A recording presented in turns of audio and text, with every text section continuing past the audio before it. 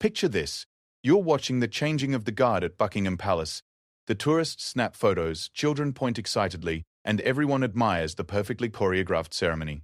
The guards stand motionless, their red uniforms pristine, their expressions stone cold beneath those iconic black bearskin hats. They look like living statues, ceremonial figures from a bygone era. But what if I told you that one of these seemingly decorative soldiers could put a bullet through a target from over a mile away? What if behind that stoic ceremonial mask was a man who had eliminated high-value targets in the world's most dangerous war zones? What if the most lethal sniper in British Special Forces history had been hiding in plain sight, pretending to be nothing more than a tourist attraction? This isn't fiction. This isn't a Hollywood movie. This is the incredible true story of how one man fooled an entire nation, endured years of mockery and ridicule, all while carrying one of the military's most closely guarded secrets. A secret so explosive that when it finally came to light, it changed everything. Everyone thought they knew about honor, duty, and the true meaning of service. The man they laughed at would soon become the legend they feared to face. The morning mist hung low over the cobblestones of Wellington Barracks as James Morrison adjusted his red tunic for what felt like the 1000th time. The heavy wool fabric scratched against his skin, a constant reminder of the role he had been playing for the past 3 years. To the outside world, he was just another face in the sea of red uniforms that made up the Queen's Guard, one of those silent sentinels who stood motionless for hours while tourists took selfies and children tried to make them laugh. What they didn't know was that the man beneath the bearskin hat had a kill count that would make hardened soldiers lose sleep. James Morrison wasn't just a guardsman. He was Sergeant Morrison, 22nd Special Air Service Regiment, and arguably the most lethal sniper the British military had ever produced. But today, like every day for the past 3 years, he would march in formation, stand at attention, and pretend to be nothing more than a living monument to British tradition. The irony wasn't lost on him. Here he was, a man who could drop an enemy combatant at 1,800 meters with a single shot, reduced to standing perfectly still while overweight Americans in fanny packs took pictures with him. The other guardsmen had no idea who they served alongside. To them, he was just Morrison, the quiet guy who never talked about his past, and seemed oddly comfortable with the military discipline that drove others to distraction. "Morrison, you're on tower duty today," barked Sergeant Major Williams, a man whose greatest military achievement was apparently perfecting his parade ground voice. Williams had never seen combat, never felt the weight of a sniper rifle in his hands, never had to make split-second decisions that determined whether he went home to his family or came back in a box. But here he was, giving orders to a man who had eliminated more high-value targets than most Special Forces units combined. James nodded respectfully. "Yes, Sergeant Major." The tower duty meant standing guard at one of the sentry boxes outside St. James's Palace, a position that required him to remain completely motionless for 2 hours straight while maintaining perfect military bearing. For most guards, it was torture. For James, it was meditation.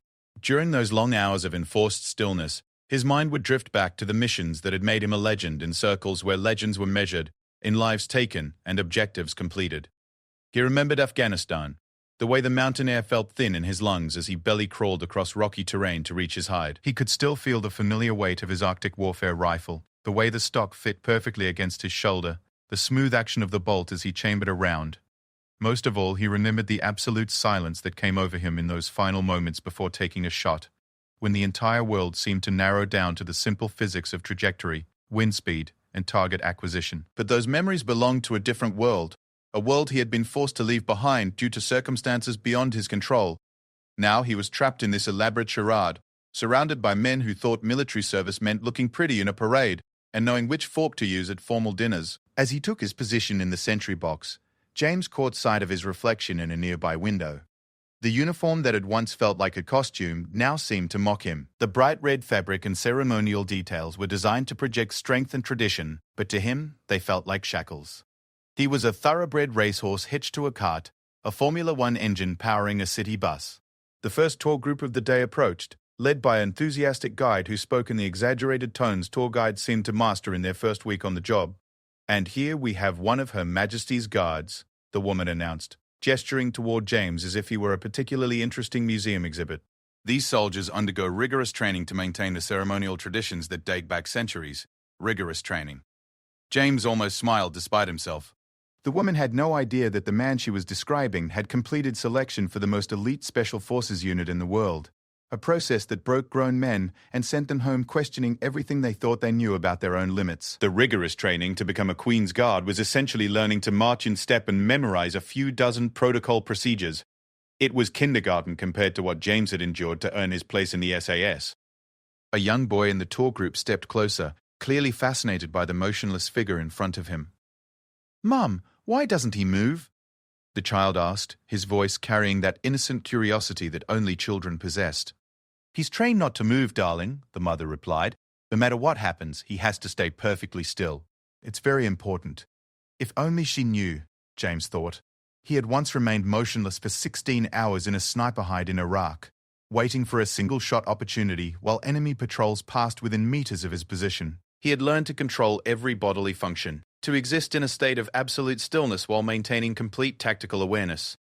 Standing in a sentry box for 2 hours wasn't discipline, it was a vacation. The boy's mother pulled out her phone and began taking pictures, angling herself to get James in the background. She was far from the first, and she wouldn't be the last. Every day brought hundreds of tourists who wanted their photo taken with the cute guards. They had no idea they were posing with a man who had been personally commended by the Prime Minister for operations that would never appear in any public record. As the morning progressed, James found himself thinking about his teammates back in Hereford. They would be preparing for training exercises or deployment briefings, discussing mission parameters and equipment loadouts. They would be doing the work he had been born to do, while he stood like a statue for the entertainment of tourists. The contrast was almost unbearable.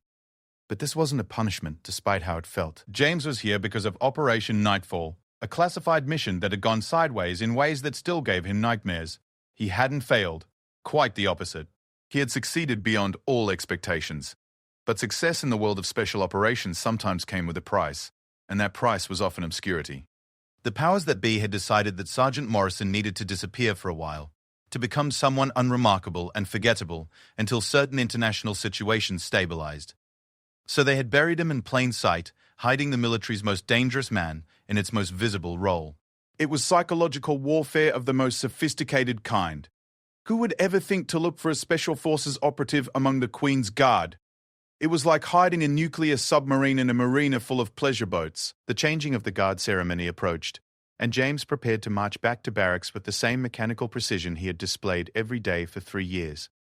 As he fell into formation with his fellow guards, he caught the eye of Guardsman Phillips, a young soldier who had joined the regiment 6 months earlier. Phillips was everything James had once been: eager, ambitious, convinced that military service was his calling.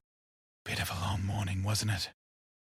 Phillips whispered as they marched. James nodded but said nothing. What could he say? That standing motionless for 2 hours was relaxing compared to what he was used to? That he missed the days when a long morning meant tracking insurgents through hostile territory while coordinating with air support and artillery units? Back in the barracks, the guards began the familiar ritual of cleaning and storing their ceremonial equipment. James went through the motions with practiced efficiency, but his mind was elsewhere. He found himself wondering how much longer this assignment would last. His commanding officer had been deliberately vague about the timeline, using phrases like indefinite duration and operational requirements. In military speak, that usually meant, "We'll tell you when we're ready to tell you," and not a moment before. The other guards chatted about their weekend plans, their girlfriends, their favorite television shows. Normal concerns for normal soldiers. James listened with half an ear while he methodically cleaned his rifle, a ceremonial weapon that hadn't fired a live round in decades. The irony was sharp enough to cut steel. Here he was, cleaning a gun that was essentially a prop, when he could field strip and reassemble a sniper rifle blindfolded in under 2 minutes. Guardsman Davies, a career soldier who treated the regiment like his personal kingdom, approached with his usual pompous expression. Davies had appointed himself the unofficial critic of anyone who didn't meet his exacting standards of ceremonial perfection, and he seemed to take particular pleasure in finding fault with Morrison. "Your bearing was sloppy during the second tour group," Davies announced, clearly expecting James to respond with the deference he felt was his due. James looked up from his rifle, meeting Davies' gaze with the flat, emotionless stare he had perfected during interrogation training. For just a moment, something flickered in Davies' eyes, a recognition that perhaps he was addressing someone who was not what he appeared to be. But the moment passed, and Davies' natural arrogance reasserted itself. "Did you hear me, Morrison?" "I said your bearing was unacceptable. I heard you," James replied quietly. There was something in his tone that made the nearby conversation stop. The other guards sensed something shifting in the atmosphere, though they couldn't have said what. Davies seemed to realize he had stepped into deeper water than he had intended, but his pride wouldn't let him back down. "Well, don't you have anything to say for yourself?" James set down his cleaning kit and stood slowly. At 6 feet 2 inches, he had several inches on Davies, and the years of Special Forces training had given him a physical presence that was hard to ignore. When he spoke, his voice carried the quiet authority of someone who had commanded men in life-or-death situations. "My bearing was perfect, Davies. It's always perfect. If you have concerns about the standards of this regiment, I suggest you take them up with the Sergeant Major." There was something in the way he said it that made it clear the conversation was over. Davies opened his mouth to respond, then seemed to think better of it. He turned and walked away, leaving James to return to his cleaning with the same methodical precision he brought to everything he did. The incident was minor, but it highlighted the growing tension between James's real identity and the role he was forced to play. Every day brought new frustrations, new reminders of how far he had fallen from his true calling. He was a lion pretending to be a house cat, a fighter jet parked in a museum. As evening approached and the barracks began to settle into its nighttime routine, James found himself standing at a window overlooking the parade ground. Somewhere out there, his former teammates were preparing for missions that would never make the news. They were the thin line between civilization and chaos, the guardians who operated in the shadows so that ordinary people could sleep safely in their beds. And here he was polishing brass buttons and practicing parade drill. The assignment was supposed to be temporary, a brief respite while certain geopolitical situations resolved themselves. But temporary had become months, and months had become years. James was beginning to wonder if he would ever escape this gilded cage, or if he was destined to spend the rest of his career as a living tourist attraction. What he didn't know was that everything was about to change. Forces were already in motion that would soon thrust him back into the world he had been forced to leave behind. The very skills that made him so dangerous, the abilities that had been gathering dust for 3 years, would soon be needed again. But for now, he was just another guard in a red coat, counting down the hours until the next shift change, and dreaming of a world where his true talents mattered more than his ability to stand perfectly still while children took pictures. The regimental shooting competition was announced on a Tuesday morning, and James Morrison knew immediately that his carefully constructed facade was about to face its greatest test. Every year, the various ceremonial units of the British Army gathered to compete in marksmanship, a tradition that dated back to when these soldiers were expected to fight as well as parade. For most of the participants, it was a chance to break the monotony of ceremonial duties and remember that they were, at their core, warriors. For James, it was a minefield. "Come on, Morrison," called out Guardsman Phillips as he read the notice board. "Time to show us what you're made of. I bet you've never even fired a proper rifle, have you?" The comment stung more than Phillips could possibly know. James had logged more range time than the rest of his regiment combined, had intimate knowledge of ballistics that went far beyond what any normal soldier would need. He could calculate windage and elevation adjustments in his head while under enemy fire, could compensate for the Coriolis effect on extreme long-range shots, could place rounds within inches of each other at distances that most soldiers couldn't even see clearly. But admitting any of that would raise questions he couldn't answer. "I'll manage," James replied with the same quiet reserve that had characterized his responses for 3 years. The truth was, James hadn't fired a live round since his last mission with the SAS. His muscle memory ached for the familiar recoil of his Arctic warfare rifle, for the satisfying ring of steel when a perfectly placed shot found its mark. But wanting something and being able to have it were two very different things in his current situation. The competition would be held at the military ranges outside London, using standard-issue rifles that the ceremonial guards had been trained on during their basic military instruction. For most of them, this represented the extent of their firearms experience. They could hit a target at 300 meters with reasonable accuracy, follow proper safety procedures, and maintain their weapons adequately. They were competent soldiers, but they weren't warriors. As the day of the competition approached, James found himself caught in an impossible situation. Performing too well would invite unwanted attention and potentially compromise his cover. Performing poorly would violate every instinct he had developed over years of elite training. He was a man who had never accepted second place in anything that mattered, being asked to deliberately fail at the one thing he did better than almost anyone alive.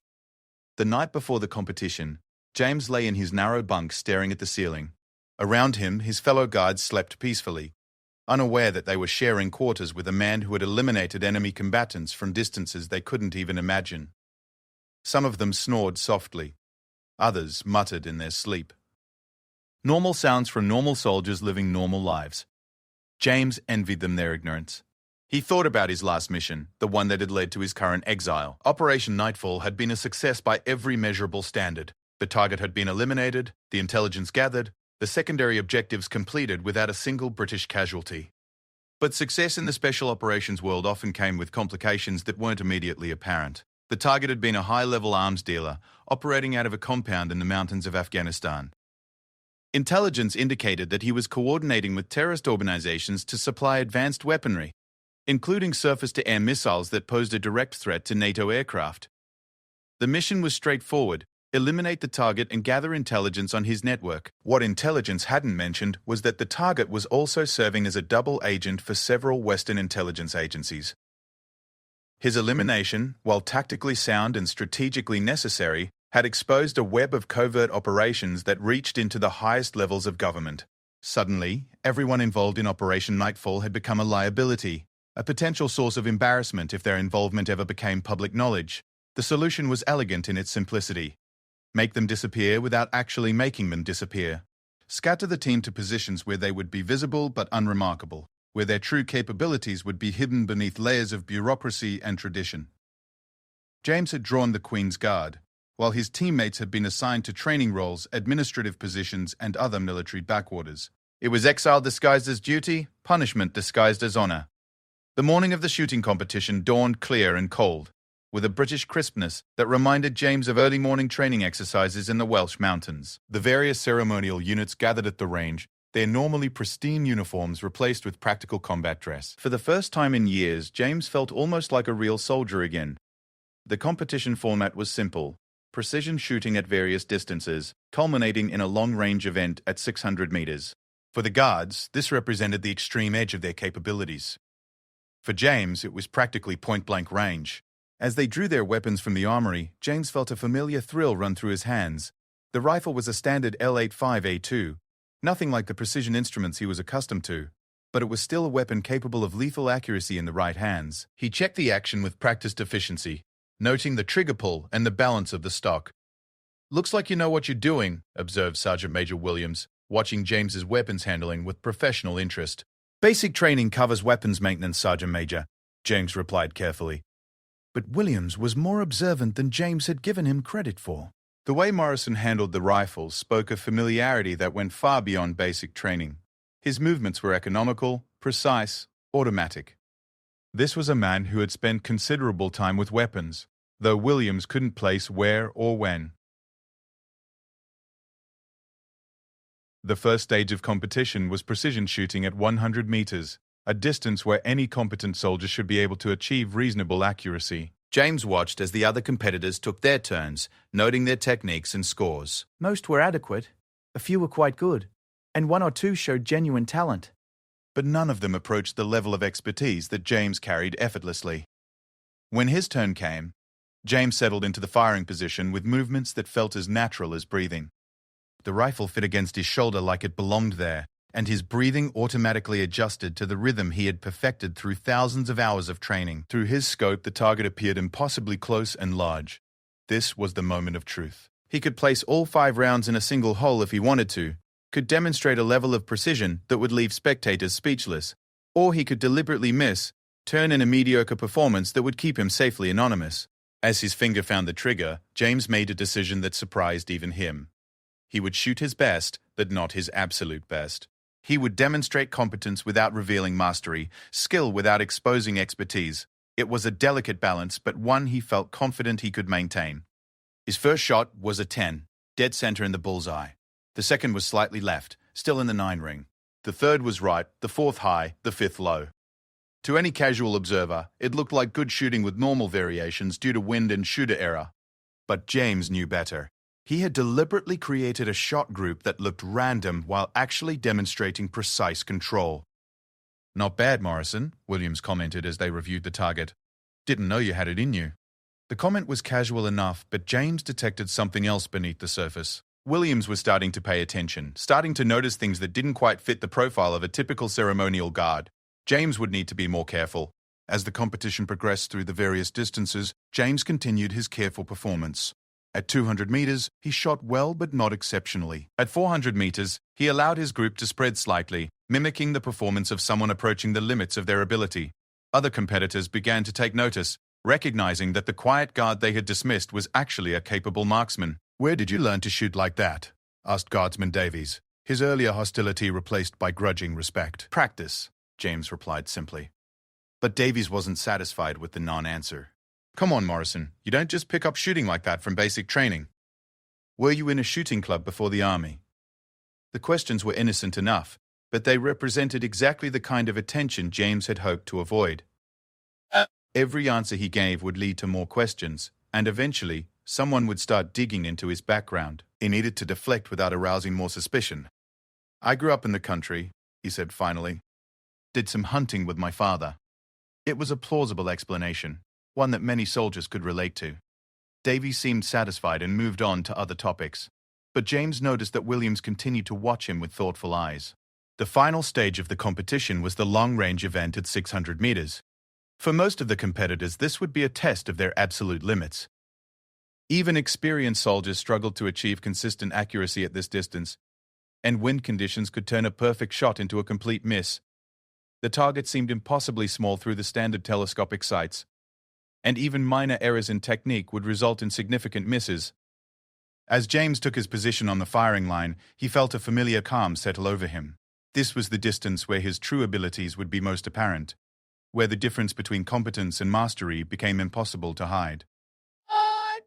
At 600 meters, even his deliberately imperfect shooting would look impressive to observers who had never seen real precision marksmanship.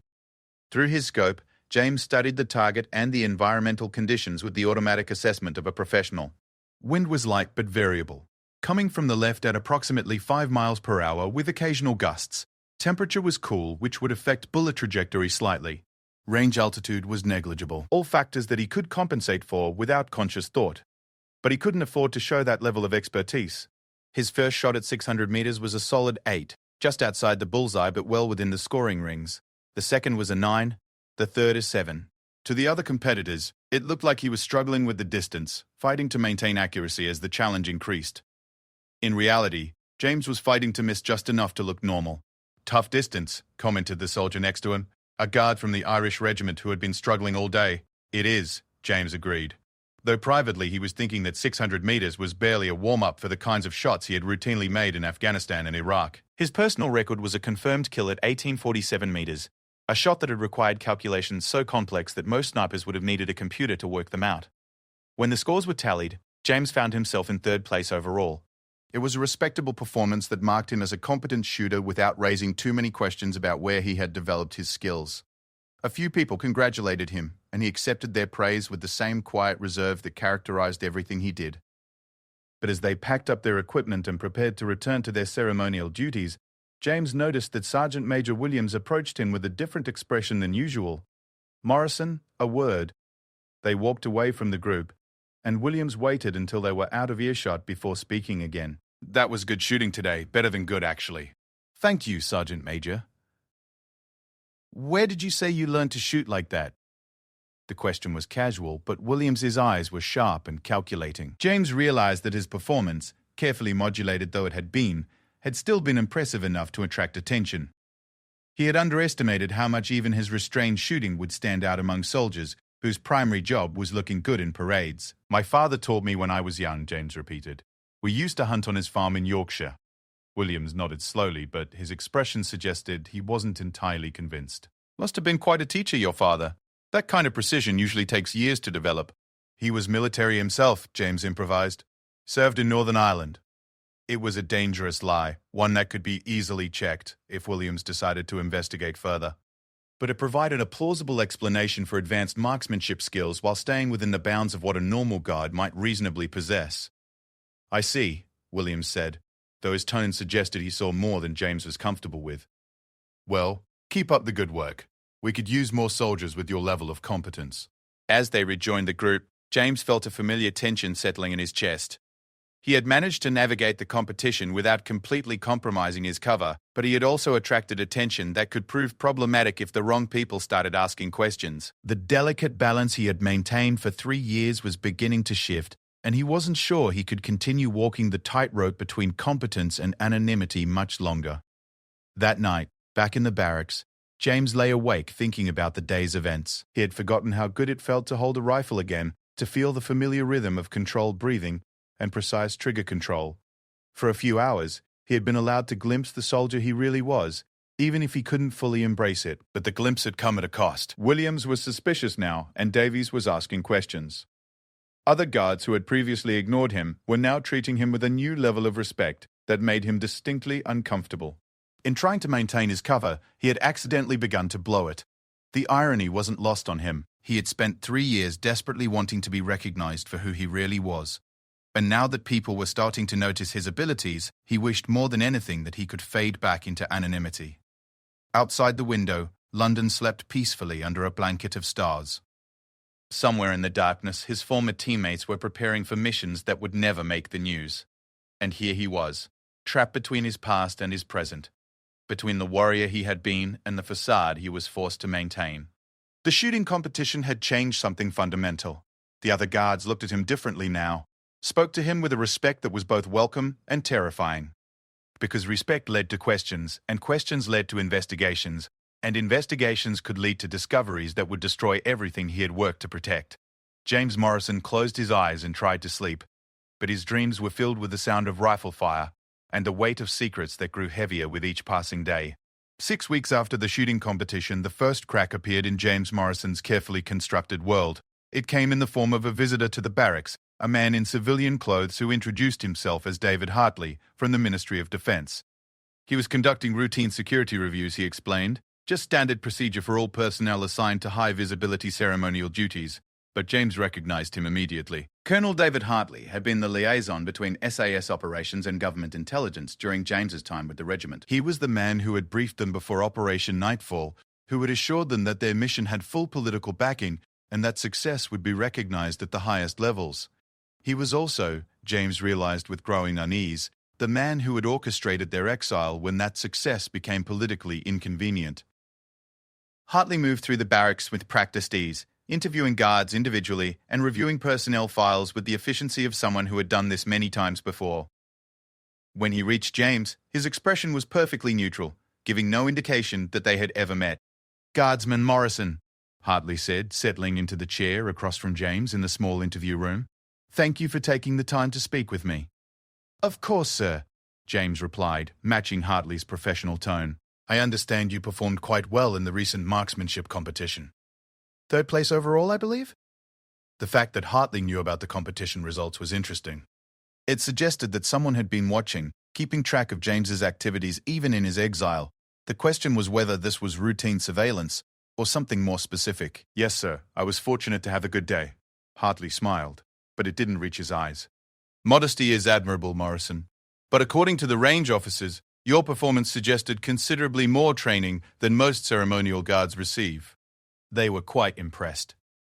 James felt the familiar tension building in his chest. This was the conversation he had been dreading for 3 years, the moment when his carefully maintained facade would finally be tested by someone who knew exactly who he really was. "I had some experience before joining the Guard, sir. My father was military." "Yes, I saw that in your file," Hartley said, consulting the papers in front of him. "Sergeant William Morrison served in Northern Ireland. Decorated soldier by all accounts." James kept his expression neutral, but inwardly he was calculating odds and options.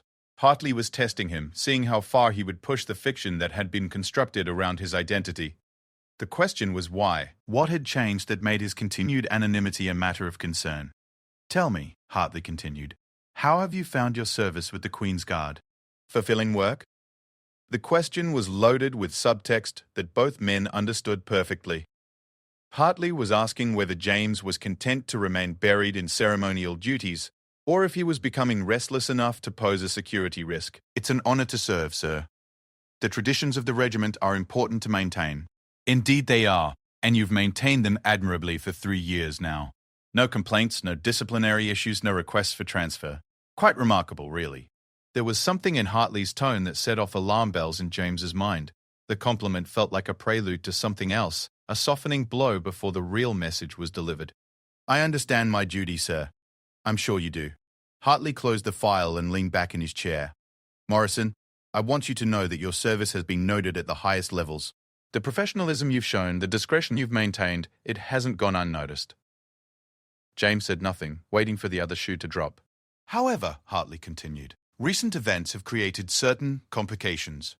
The situation that necessitated your current assignment is evolving, and we may need to consider alternative arrangements. The euphemisms were typical of government speak, but James understood the implications clearly enough. Something had changed in the political or intelligence landscape, something that made his continued presence in the Queen's Guard either unnecessary or problematic. What kind of alternative arrangements, sir? Hartley's expression became more serious. That remains to be determined. For now, I need you to continue your current duties while certain options are explored. But I want you to be prepared for the possibility of change. After Hartley left, James found himself unable to concentrate on his normal routine. The meeting had confirmed what he had suspected for months. His exile was not as permanent as he had been led to believe. But whether the coming change would restore him to his proper role, or bury him even deeper, was impossible to determine. That evening, as he sat in the common room attempting to read a newspaper, James became aware that his fellow guards were watching him more carefully than usual. Word of his interview with the ministry official had spread through the barracks with the speed that gossip always traveled in military units, and now everyone was speculating about what it might mean. Special attention from the MOD, observed Guardsman Phillips, settling into the chair next to James. Must be nice to be important enough to warrant a personal visit. James looked up from his paper. It was just a routine security review, nothing special about it. Come on, Morrison, we're not stupid. Ministry officials don't conduct routine reviews on individual guardsmen unless there's something worth reviewing. And after your performance at the shooting competition, Phillips let the sentence hang in the air, clearly hoping James would fill in the blanks. When he didn't, the younger guard tried a different approach. Look, we all know you're not like the rest of us. The way you handle weapons, the way you carry yourself, even the way you sleep, it's different. You're trained differently. The observation was more perceptive than James had given Phillips credit for. He had tried to blend in, to adopt the mannerisms and habits of a typical ceremonial guard, but apparently some things were harder to disguise than others. I don't know what you're talking about. Right, Phillips said with a knowing smile. Just like you don't know why a colonel from military intelligence spent 45 minutes asking questions about your background. James set down his newspaper and fixed Phillips with the same level stare that had silenced Davies weeks earlier. What makes you think he was military intelligence? Because I made some calls, Phillips replied, clearly proud of his detective work. David Hartley isn't just any ministry official. He's got connections to some very interesting departments that deal with very interesting people. The conversation was moving into dangerous territory. Phillips was asking questions and making connections that could compromise not just James's cover, but the entire operation that had placed him here. If word of his true identity started spreading through the ceremonial units, it would eventually reach ears that might use the information in ways that could prove fatal. Phillips, James said quietly, I'm going to give you some advice. Stop digging. Stop asking questions. Stop making calls. Some things are better left alone. There was something in his tone that made Phillips pause. For a moment, the younger soldier seemed to sense the danger he was courting, the possibility that his curiosity might have consequences he hadn't considered. Is that a threat, Morrison? It's friendly advice from someone who knows better than you do how the world really works. Phillips stared at him for a long moment, clearly trying to decide whether to push further or back down. Eventually, his survival instincts won out over his curiosity, and he nodded slowly. Fair enough. But whatever secret you're carrying, it's getting harder to hide. People are starting to notice. After Phillips left, James sat alone in the common room thinking about the conversation. The younger guard was right. His secret was becoming harder to maintain. The shooting competition had drawn attention to his abilities. Hartley's visit had confirmed that important people were taking notice, and now his fellow guards were actively speculating about his background. The careful balance he had maintained for 3 years was crumbling, and he wasn't sure there was anything he could do to stop it. 2 days later, the second crack appeared in the form of a journalist. Sarah Chen from the London Herald approached the guard post during the morning shift change, ostensibly to ask questions for a feature article about the Queen's Guard. She was professional and polite, asking the standard questions about tradition and duty that guardsmen had answered thousands of times before. But when she got to James, her questions took on a different character. Guardsman Morrison, I understand you performed exceptionally well in a recent military competition. Can you tell me about your background in marksmanship? The question was casual enough, but James immediately recognized the signs of a journalist who had done her homework. Someone had pointed her in his direction, provided her with specific information about his recent performance. The question was who and why. "I'm sorry, but I'm not authorized to speak with the press," James replied, falling back on standard protocol. "Of course, I understand, but surely there's no harm in discussing your participation in a military sporting event? I'm told your scores were quite impressive for someone with a ceremonial posting." James maintained his silence, but Chen pressed on with the persistence that made her good at her job. "I've been looking into the background of high-performing soldiers in ceremonial roles," she continued. "It's interesting how many have previous experience that doesn't appear in their public records. Take you, for instance. Your official service history shows basic training and immediate assignment to the Queen's Guard, but your shooting score suggests considerably more advanced training." The conversation was definitely not casual anymore. Chen had been investigating, digging into records that should have been routine. If she had found discrepancies in his official history, she might be capable of finding much more. "I'm afraid I have nothing to say," James repeated. Chen smiled and handed him a business card. "If you change your mind, please give me a call. I think there might be a story here that people would find very interesting." After she left, James reported the encounter to Sergeant Major Williams, following protocol for media contact. Williams listened to the account with growing concern, clearly recognizing that this was more than routine journalistic curiosity. "Did she mention any specific sources?" Williams asked. "No, sir. But she seemed to have detailed knowledge of the shooting competition and had obviously researched my service record." Williams nodded grimly. "I'll report this up the chain. In the meantime, if she approaches you again, refer her to the Public Affairs Office and say nothing else." But James knew it was probably too late for damage control.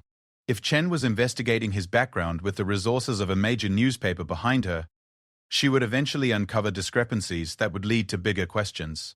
And bigger questions would eventually reach the attention of people who might have their own reasons for wanting to expose the truth about Operation Nightfall. That night, James made a decision that had been building for weeks. He couldn't continue to passively wait while his carefully constructed cover unraveled around him. He needed to take action, to find a way to either secure his position or escape it entirely. Using the secure communication procedures that had been drilled into him during his SAS training, James sent a coded message to a contact who might still be willing to help. Colonel Sarah Mitchell had been his commanding officer during 2 deployments, and she had been conspicuously absent from the decision-making process that had led to his exile. If anyone in the system could be trusted to give him straight answers about his situation, it would be her. The response came 18 hours later, in the form of a brief phone call to a secure number. "James," Mitchell's voice was carefully controlled, but he could hear the tension underneath. "I was wondering when you would reach out. Ma'am, I need to know what's happening. My cover is starting to unravel, and I'm not getting any guidance from official channels." There was a long pause before Mitchell responded. "The situation is complicated, James. More complicated than you know. The people who wanted you buried 3 years ago are now facing pressure from different directions. Some want to bring you back in, others want to bury you deeper, and some—" She trailed off, leaving the sentence unfinished. "Some what, ma'am?" "Some want to make sure you can never become a problem for anyone." The implication was clear enough to make James's blood run cold.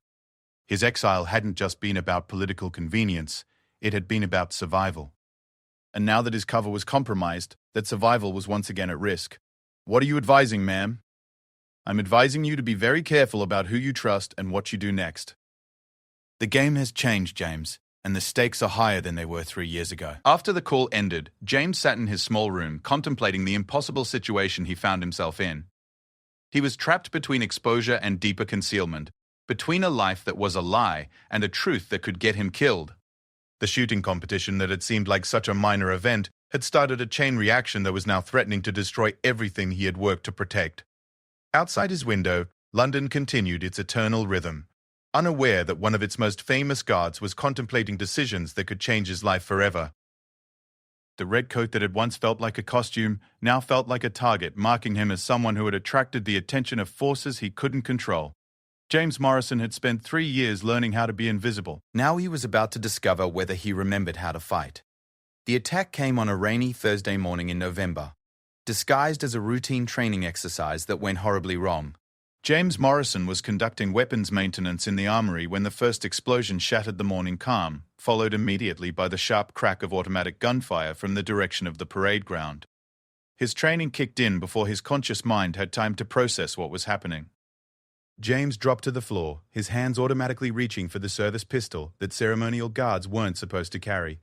The muscle memory of a dozen combat deployments took over as he assessed the situation with the cold efficiency that had kept him alive in Afghanistan and Iraq. The gunfire was close, probably within the barracks complex itself. The weapon's signature suggested military-grade assault rifles, not the kind of equipment typically available to common criminals or terrorist cells. This was a professional operation, conducted by people who knew exactly where to strike and how to maximize their tactical advantage. Through the armory window, James could see guards running in panic across the parade ground. Some had taken cover behind vehicles. Others were attempting to organize a defensive response with the limited resources available to ceremonial troops. But it was clear that they were outgunned and outmatched by whoever was conducting this assault. James made a decision that violated every protocol he had followed for 3 years. He opened the weapons locker with the master key that all armory personnel carried, selecting an L85A2 assault rifle and as much ammunition as he could carry. If this was what it appeared to be, a targeted attack on the barracks, then his cover was already blown, and survival took precedence over maintaining his disguise. Moving with the tactical precision that had been drilled into him through countless training exercises, James made his way toward the sound of gunfire. The familiar weight of the rifle in his hands felt like coming home after a long absence. For the first time in 3 years, he was allowed to be exactly who he really was. The attackers had positioned themselves with professional competence, taking advantage of the layout of the barracks to create overlapping fields of fire that pinned down the defending guards. James counted at least 6 different positions, suggesting a team of 8 to 12 operatives with military training and intimate knowledge of the target area. But they had made one critical miscalculation. They had planned their operation assuming they would face ceremonial guards with limited combat experience and minimal weapons access. They had not accounted for the possibility that one of their targets might be a highly trained Special Forces operative with the skills and determination to fight back. James flanked the nearest attacker position using routes that his 3 years of familiarity with the barracks had burned into his memory. The operative, a man in black tactical gear with professional bearing, never saw him coming. One moment he was directing suppressing fire at pinned-down guards. The next, he was unconscious on the ground with James's rifle trained on his teammates. The precision shot that took down the second attacker sent a ripple of confusion through the assault team. They had been controlling the engagement from the moment it began, but suddenly they were taking casualties from an unexpected direction. James could hear voices calling out tactical adjustments in what sounded like Eastern European accents, professionals trying to adapt to a changing situation. But adapting to James Morrison in full combat mode was like trying to adapt to a force of nature. 3 years of suppressed instincts and unused skills exploded into action as he moved through the barracks complex like a ghost. Each shot was precisely placed, each movement calculated to maximize tactical advantage while minimizing exposure. The man who had stood motionless for hours while tourists took pictures was gone, replaced by the apex predator that the SAS had spent years creating. Within 15 minutes, the attack was over. 4 assailants were dead, 3 were wounded and captured, and the rest had withdrawn under covering fire from what James assessed to be a sniper team positioned outside the perimeter. The guards who had been pinned down emerged from cover to find their quiet, unremarkable colleague standing in the center of the parade ground, surrounded by the equipment and casualties of a professional military assault. The silence that followed was deafening. Sergeant Major Williams approached James with an expression of complete bewilderment. The man he thought he knew, the ceremonial guard who polished brass and stood at attention for tourists, was holding a smoking rifle with the easy competence of someone who had done this many times before. The bodies around him spoke of marksmanship skills that went far beyond anything a Queen's Guard should possess. "Morrison," Williams said slowly. "What the hell just happened here?" James safetied his weapon and looked around at the faces staring at him. 3 years of careful anonymity had just been shattered in 15 minutes of combat. There was no going back now. No way to pretend he was anything other than what he had just proven himself to be. "I protected the regiment, Sergeant Major," he replied simply. But Williams wasn't satisfied with that explanation. "Morrison, guards don't fight like that. Guards don't shoot like that. Who are you really?" Before James could answer, vehicles began arriving with the rapid response teams that London always kept on standby for exactly this kind of emergency. Armed police, military personnel, intelligence operatives. Within minutes, the barracks was swarming with people whose job it was to clean up situations that had gone beyond the normal boundaries of civilian law enforcement. Among them was Colonel David Hartley, looking considerably less composed than he had during his routine security review 6 weeks earlier. He surveyed the scene with the expression of a man whose careful plans had just been blown apart by factors he hadn't anticipated. "Sergeant Morrison," Hartley said, and the use of James's real rank caused a stir among the guards who were listening. "I think we need to have another conversation." This time, there were no pretenses about routine security reviews. Hartley led James to a secure room in the administration building, where they were joined by two other officials whose credentials suggested connections to the highest levels of government intelligence.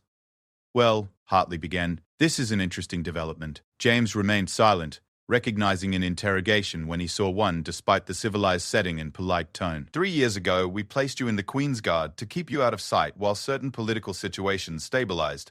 The idea was that you would remain unremarkable and anonymous until we could safely restore you to active duty. But remarkable seems to be your natural state, doesn't it?" "I did what was necessary to protect British soldiers," James replied. "Yes, you did. And in doing so, you've created some significant complications for people who prefer their operations to remain invisible." One of the other officials spoke for the first time. "Sergeant Morrison, do you have any idea who those attackers were or why they targeted this installation?" James had been thinking about that question since the shooting stopped. The professional nature of the assault, the intimate knowledge of the barracks layout, the precise timing that caught the guards during a routine training exercise, it all suggested inside information and considerable resources. They knew too much about our procedures and vulnerabilities. This wasn't a random terrorist attack. "No, it wasn't," the official agreed. "We believe they were sent to eliminate a specific target. The question is whether that target was James Morrison, the ceremonial guard, or Sergeant Morrison, the SAS sniper." The implication was clear.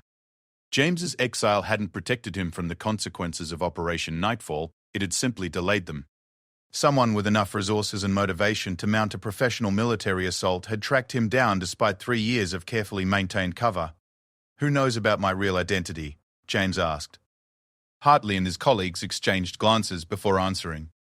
"Officially, a very small number of people with the highest security clearances.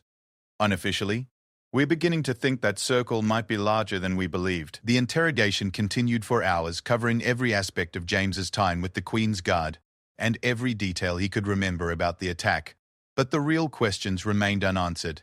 Who had sent the assault team, how they had discovered his location, and what they planned to do next. As evening approached, James found himself in an impossible position. His cover was blown, his location was compromised, and his continued presence in the Queen's Guard endangered every soldier in the regiment. But his superiors seemed reluctant to extract him, apparently paralyzed by the political implications of acknowledging that they had been hiding an elite special forces operative in plain sight for 3 years. "What happens now?" James asked as the interrogation finally wound down. Hartley looked tired, older than he had appeared during their previous meeting.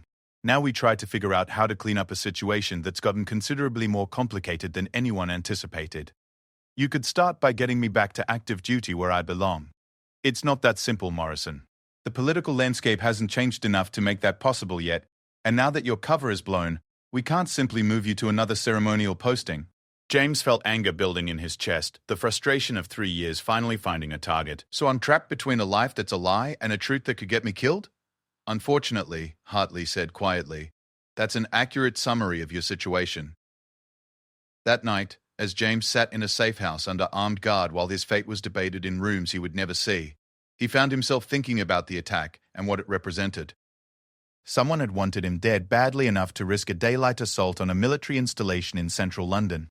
That level of commitment suggested enemies with long memories and substantial resources. But the attack had also accomplished something that 3 years of exile hadn't. It had reminded James Morrison exactly who he really was.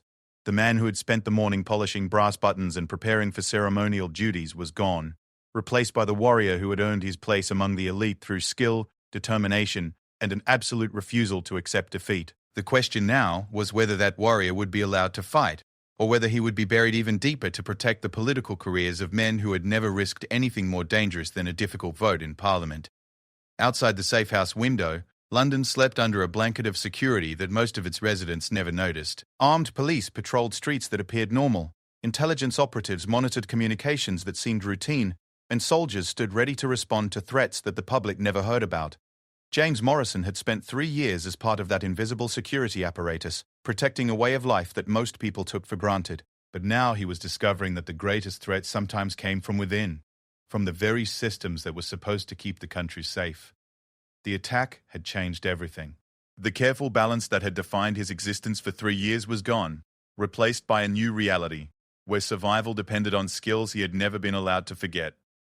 The question was whether he would be permitted to use those skills in defense of his country, or whether political expediency would once again take precedence over military necessity. As he drifted towards sleep in an unfamiliar bed surrounded by strangers with guns, James Morrison allowed himself to hope that his exile might finally be coming to an end. The alternative, that he might be buried so deeply that even his enemies couldn't find him, was too depressing to contemplate. But hope, he had learned during his years in special forces, was a luxury that warriors couldn't always afford. Sometimes survival was enough, and sometimes survival required decisions that no reasonable person should ever have to make. Tomorrow would bring new challenges, new decisions, new tests of loyalty and competence. James Morrison was ready for all of them. The summons came at dawn, delivered by a courier who looked like he could bench press a small car and spoke with the clipped precision of someone accustomed to operating in very dangerous places.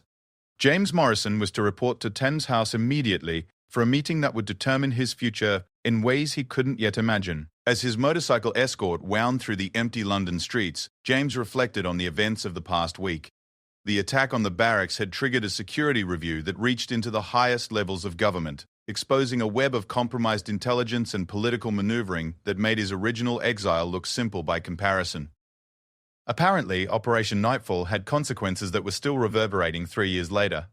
Thames House, the headquarters of MI5, was a building that most Londoners walked past without a second thought.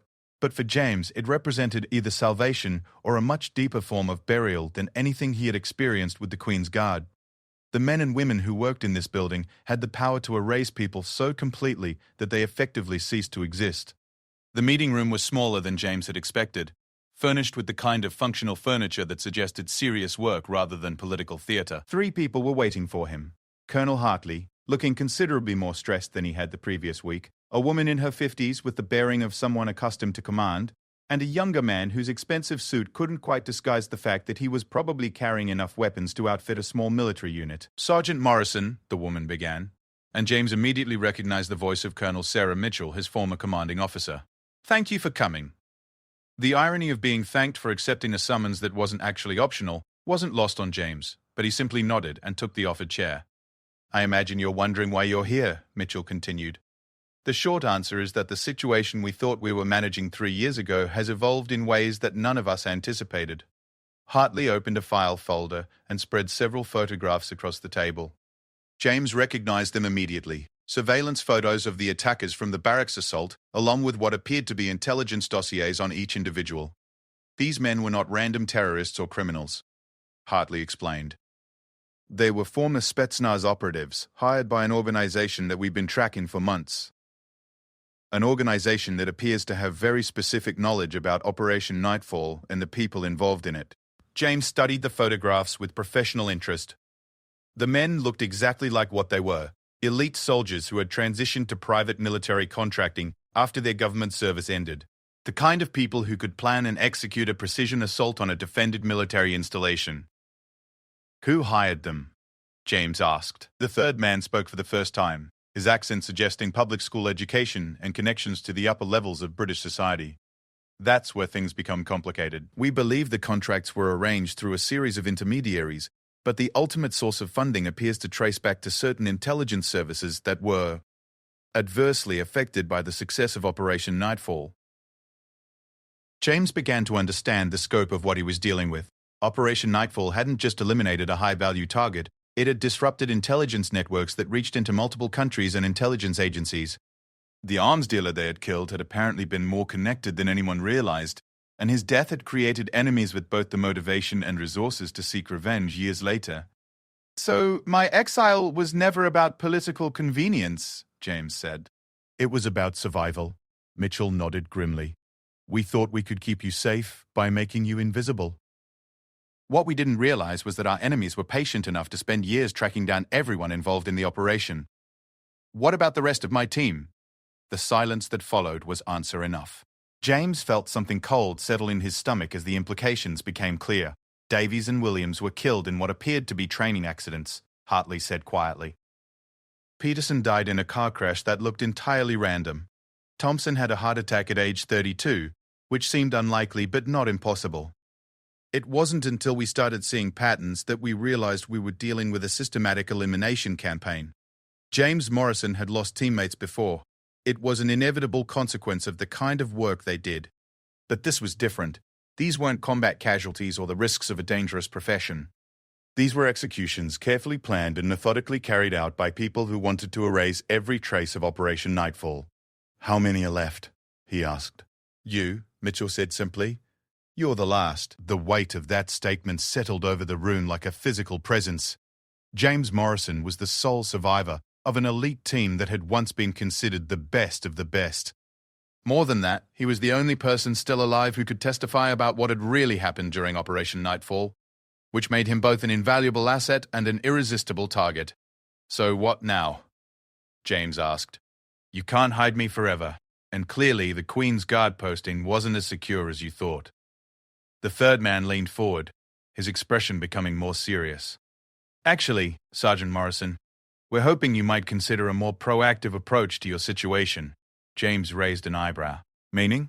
"Meaning," Mitchell said, "that running and hiding hasn't kept you safe. Maybe it's time to consider going on the offensive." They spent the next hour outlining a plan that was simultaneously brilliant and terrifying in its scope. Rather than continuing to hide James from his enemies, they proposed to use him as bait to draw them out into the open. The attack on the barracks had proven that his enemies were willing to take significant risks to eliminate him, risks that might expose them to counterattack if the right trap could be set. The plan would require James to abandon his cover completely and return to active duty with the SAS, but in a role that would make him highly visible to anyone monitoring British Special Forces activities. He would be assigned to a new counter-terrorism unit that was being formed to deal with the kinds of sophisticated threats represented by the organization hunting him. "It's dangerous," Hartley admitted. "You'll essentially be painting a target on yourself and hoping we can identify the shooters before they pull the trigger.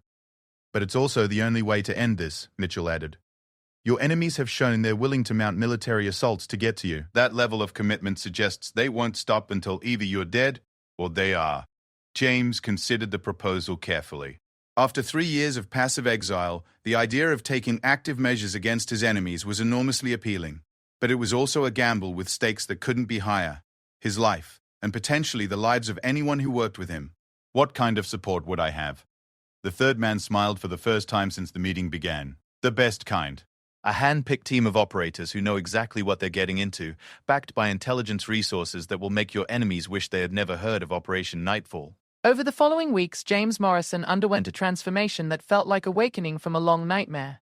The red uniform and ceremonial duties were replaced by tactical gear and mission briefings.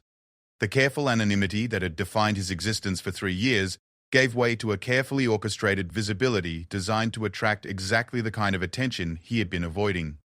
The new counter-terrorism unit was headquartered in a facility that looked like a normal office building from the outside, but contained training facilities and equipment that rivaled anything in the world. James's teammates were drawn from the elite of British Special Forces, men and women who had volunteered for an assignment they knew might be a one-way trip. "Nice to have you back in the world of the living," said Captain Elena Vasquez, a former Royal Marine who had been recruited from the Special Boat Service. "Though I have to say, your timing could be better." James was cleaning his rifle, a precision instrument that was a world away from the ceremonial weapons he had maintained for 3 years, when she approached. The familiar ritual of weapons maintenance felt like coming home after a long absence. "How so?" "Word is already spreading through the community that James Morrison is back in action. Your reputation preceded you, even before anyone knew you were alive." It was true. Within days of his return to active duty, James had begun receiving messages from former colleagues who had thought he was dead or had simply disappeared. His legend had apparently grown during his absence, fed by stories and speculation about what had happened to one of the regiment's most effective operators. But with recognition came danger. If his former colleagues knew he was back, then his enemies would know as well. The careful balance between visibility and security required constant adjustment as intelligence reports tracked the movements of suspected hostile operatives throughout Europe and beyond. The first attempt came 3 weeks after his return to active duty. A sniper team had positioned themselves on a rooftop overlooking the entrance to his unit's headquarters, apparently believing they could eliminate him during his morning arrival. What they hadn't counted on was the counter-surveillance team that had been watching for exactly this kind of attack. The engagement lasted less than 5 minutes, but it provided valuable intelligence about the organization hunting him. The operatives were professionals with connections to several different intelligence services, confirming that James was dealing with a coalition of enemies rather than a single hostile agency. "They're getting desperate," observed Major Catherine Wright, the unit's intelligence officer. This was a much higher risk operation than the barracks attack. They're willing to expose their operatives because the pressure to eliminate you is increasing. James studied the after-action reports with professional interest. Why the increased pressure? Because you're not just a witness to Operation Nightfall anymore, Wright explained. You're an active threat to their ongoing operations. Your return to duty represents a significant escalation in British counterintelligence capabilities, and they know it. The realization that he had become more than just a target was both exhilarating and sobering. For 3 years, James had been a problem to be managed, a liability to be contained. Now he was once again a weapon to be deployed, and his enemies understood exactly how dangerous that made him. The final confrontation came 2 months later, in circumstances that none of them had anticipated. Intelligence reports indicated that the organization hunting James was planning a major operation in London, something significant enough to justify bringing together operatives from multiple countries and agencies. The target appeared to be a European Union summit that would bring together heads of state and intelligence officials in a gathering that represented years of careful planning. James's unit was tasked with identifying and neutralizing the threat before it could materialize. But as they dug deeper into the intelligence, it became clear that the EU summit was not the real target. It was the cover for an operation aimed at eliminating James and anyone associated with him. They're using the summit as a distraction, James realized as he studied the operational patterns. They want us focused on protecting the delegates while they position their people to hit us directly. The insight led to a complete revision of their defensive strategy. Instead of spreading their resources to cover multiple possible targets, they concentrated on creating a trap that would draw their enemies into a confrontation on terms favorable to the defenders. The battle took place in the tunnels beneath London, a labyrinth of abandoned stations and maintenance corridors that provided the perfect environment for the kind of close-quarters combat that James had mastered during his years with the SAS. His enemies had superior numbers and extensive intelligence about British security procedures, but they were fighting on his home ground against someone who had spent years perfecting the art of small unit tactics. When the shooting stopped, 17 hostile operatives were dead or captured, and the organization that had spent 3 years hunting James Morrison had been effectively destroyed. More importantly, the intelligence gathered during the operation exposed a network of compromised officials and criminal organizations that had been operating throughout Europe for years. "I think it's safe to say your exile is officially over," Mitchell told James as they reviewed the after-action reports weeks later. "In fact, I'd say you've earned a promotion and a commendation for services that will probably never appear in any public record." James Morrison looked out the window at the London skyline, thinking about the strange journey that had brought him from ceremonial guard to counter-terrorism operator. 3 years ago, he had been buried in plain sight to protect political careers and international relationships. Now he was being recognized as one of the most effective operatives in British intelligence history. "What about the guards who served with me?" James asked. "They deserve to know who they were really protecting all those years." Mitchell smiled. "Sergeant Major Williams has been briefed, along with a few others who demonstrated particular insight during your time with the regiment. They're proud to have served with you, even if they didn't understand it at the time." The revelation of James Morrison's true identity sent shockwaves through the ceremonial units of the British Army. The quiet guardsman who had stood motionless while tourists took pictures was revealed to be one of the most lethal soldiers in the world, a man whose exile had been necessary to protect not just his own life, but the security of operations that reached into the highest levels of government. For James, the revelation was both a vindication and a liberation. After 3 years of hiding his true nature, he was finally free to be exactly who he had always been, a warrior in service to his country, regardless of whether that service was recognized publicly or remained forever hidden in the shadows. The red uniform was retired to a place of honor in his flat, a reminder of the years when his greatest challenge had been standing perfectly still while the world moved around him. But James Morrison was no longer standing still. He was moving forward, into a future where his skills and dedication would be used to protect the country he loved, whether from foreign enemies or domestic threats. The man they had once ridiculed at the range had become the legend they had never expected, and the secret he had carried for 3 years had finally become the truth that set him free.